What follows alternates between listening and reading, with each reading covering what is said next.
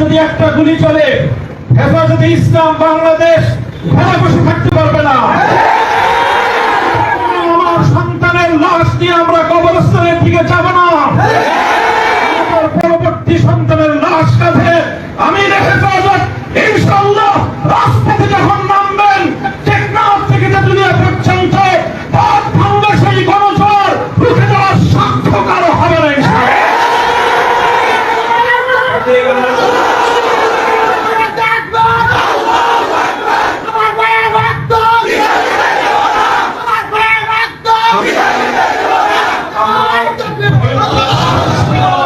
করেছি পরিস্থিতি এভাবেই যদি চলতে থাকে, আর যদি আমাদের দেশের জনগণের নিরাপত্তার দায়িত্বে নিয়োজিত আইন শৃঙ্খলা রক্ষাকারী বাহিনী বুলেট যদি আর বন্দুকের নল থেকে আরেকটি বুলেট ছুড়ে, তাহলে বাংলাদেশের পরবর্তী কোন অভ্যুত্থান অবশ্যম্ভাবী হবে।